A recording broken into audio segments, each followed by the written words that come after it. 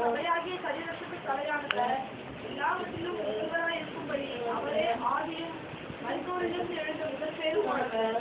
சகல பரிபூரணமும் அவருக்குள்ளே வாசமாயிருக்கவும் அவர் சிலுவையில் சிந்தின ரத்தத்தினாலே சமாதானத்தை உண்டாக்கி பூலோகத்தில் உள்ளவைகள் பரலோகத்தில் உள்ளவைகள் யாவையும் அவர் மூலமாய் நமக்கு உத்தரவாக்கிக் கொள்ளவும் அவருக்கு பிரியமாயிற்று.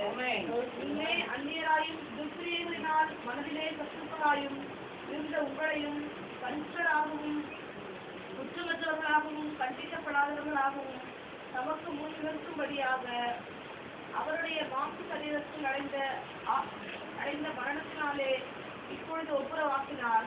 நீங்கள் கேட்ட சுவிசேஷத்தினால் உண்டாகும் நம்பிக்கையை விட்டு அசையாமல் திறமாயும் உறுதியாயும் விசுவாசத்திலே நிலைத்திருக்கும் பிரசங்கிக்கப்பட்டு வருகிறது. அதற்கென்றே பவுலாகிய நான் ஊழியக்காரனானேன் என்பதே ஆமென்.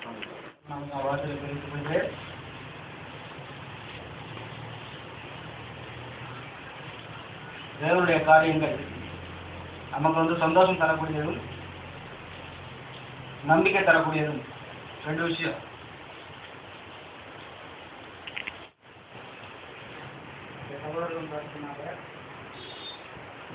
காற்று வரும்போது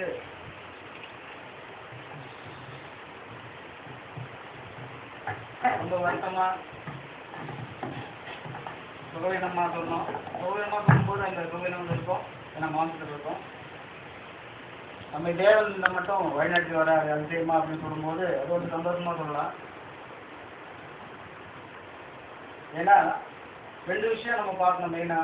ஆண்டவருடைய காரியத்தையும் ஆண்டவருடைய வார்த்தை நம்ம இருக்கிறோம், ஆண்டவர் நமக்கு அதிசயமான காரியங்களை செய்திருக்கிறார் அப்படின்னு நம்ம விசுவாசிக்கிறோம். ஃபர்ஸ்ட் விசுவாசம். ரெண்டாவது விஷயம் பார்த்தீங்கன்னா நம்பிக்கை. இது ரெண்டு விஷயமும் ஒன்னே ரொம்பவுமே பொருத்தமான விஷயம், நம்பிக்கையும் விசுவாசமும்.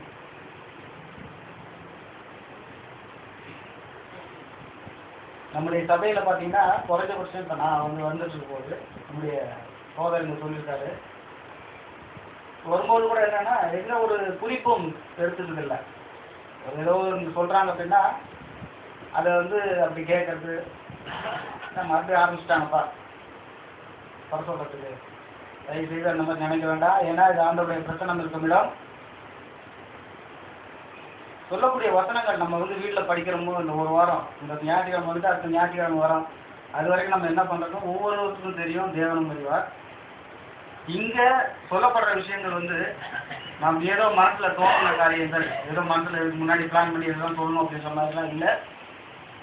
வரும்போது நமக்கு என்ன தேவன் சொல்கிற, நமக்கு என்ன வேகத்தில் கிடைக்கிறதான் இங்கே பிரசங்கம் பண்ணுறாங்க. அதே மாதிரி இந்த பிரசங்கத்துக்கு ஏற்றாற்போல் நம்ம எதிர்ப்பு தைரியம் வாசிக்கிறது. அப்படின்னும் போது அதில் சந்தோஷம் நமக்கு அதிகமாக இருக்கும். அதான் சொன்னேன், நம்பிக்கை ஃபர்ஸ்ட். ஏன்னா நமக்கு அசதி வருது அப்படின்னம்னா ஒன்று நம்பிக்கை இல்லைன்னு அர்த்தம், என்னன்னா விசுவாசம் இல்லைன்னு அர்த்தம். தேவன் நமக்காக எவ்வளவு பெரிய காரியங்கள் நம்ம வாசித்த அந்தோடைய வார்த்தையில் இருக்குது. படித்தோம், கேட்டோம், உட்கார்ந்தோம். நம்முடைய சகோதரிகளாகட்டும் நம்முடைய சகோதரர்களாகட்டும் எத்தனை பேர் அதை தியானிச்சோம். இப்போ என்ன படிச்சுன்றது படித்தோம், உட்காந்தாச்சு. அடுத்த மெசேஜ், அடுத்து ஒரு மணி நேரமோ அரை மணி நேரமோ என்ன சொல்றாங்க, அடுத்த வீடு. தேவன் திருப்பிள்ளைகள் இல்லத்தில் வர்றதுக்கு தடை செய்யாதிருங்கள், ஏன்னா பல்ல ஒரு ஆட்டி மறுவலை போன்றது அப்படின்றாரு. சின்ன குழந்தைங்க இருக்கு அப்படின்னா அதுங்களுக்கு எந்த விதமான எதிர்பார்ப்பு இருக்காது. தன்னுடைய பெற்றோர்கள் மேலும் தனக்கு வேண்டப்பட்டவர்கள் மேலும் அபிவிருத்திமான நம்பிக்கை வைத்திருப்பாங்க. எந்த ஒரு விஷயத்தை சொன்னாலும் ஓகே உடனே கீழ்படிவாங்க. அடுத்த நாளுக்கு இல்லை அடுத்த வாரத்துக்கு இல்லை அடுத்த மாதத்துக்கு இல்லை அடுத்த வருஷத்துக்கு எனக்கு ஏதாவது வேணும். நம்முடைய ஆவிக்குரிய தகப்பனாக இருக்கும்போது கூட அடிக்கடி சொல்லுவார், ஒரு விஷயத்தை சமாதானம் சொல்லுவார். ஒரு மகன் அப்பா ஃபீஸ் கட்டணும் அப்படின்னு சொல்லிட்டு அப்பா போயிட்டே இருப்பாங்க அப்படின்னு தான் சொல்லுவார். அப்படி போயிடுவாங்க.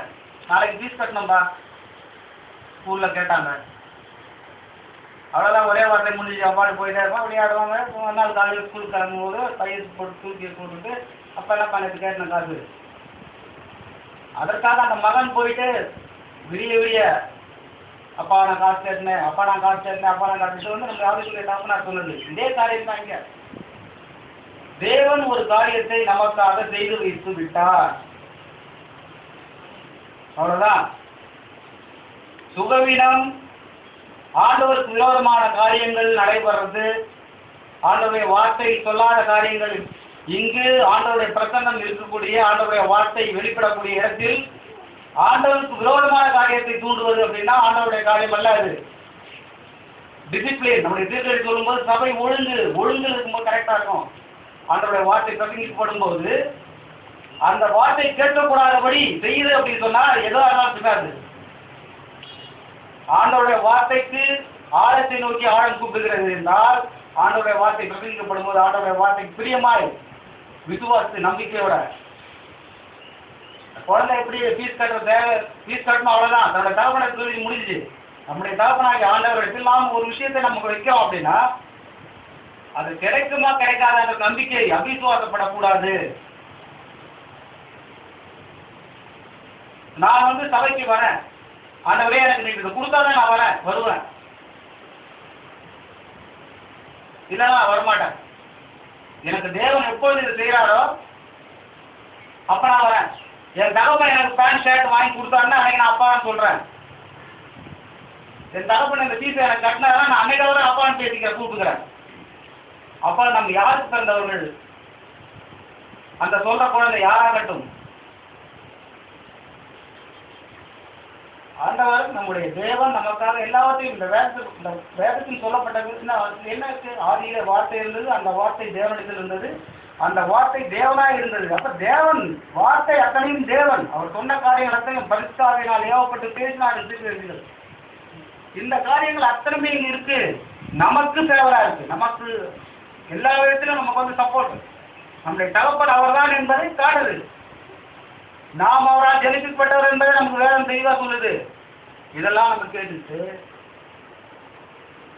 நம்பிக்கை இல்லாமல் இதை ஏதோ குறை சார்ஜ் அப்படி இல்லை, அசதி. இன்றைக்கு வேதத்தில் வரோம், வேத வசனங்களை கேட்குறோம். எத்தனை பேர் நம்ம வீட்டில் போயிட்டு நீங்க சொன்ன விஷயத்த படிச்சு பார்க்க போறாங்க? வேதத்தை ஒரு முறை 2 முறை படித்தவர்களுக்காக நிறைய முறை படித்தவர்கள் நம்முடைய ஐயா எல்லாம் இருக்காங்க, எல்லாம் படிச்சிருக்காங்க. அதுதான் நான் படிச்சுட்டேன் அப்படின்னா எனக்கு எல்லாமே தெரியும். ஏன்னா நாளுக்கு நாள் ஆண்டவருடைய வார்த்தை புதுசா இருக்கும், ஒவ்வொரு நாளும் புதுசு நமக்கு. அது அதனால விசுவாசம் வச்சு இங்க வரும். ஒவ்வொரு முறையும் சொல்லப்படுறது தேவன் நமக்காக எல்லாவற்றையும் செய்து முடித்து விட்டார். என்னைக்கு நேரத்தில் படிங்க. எபேசியர்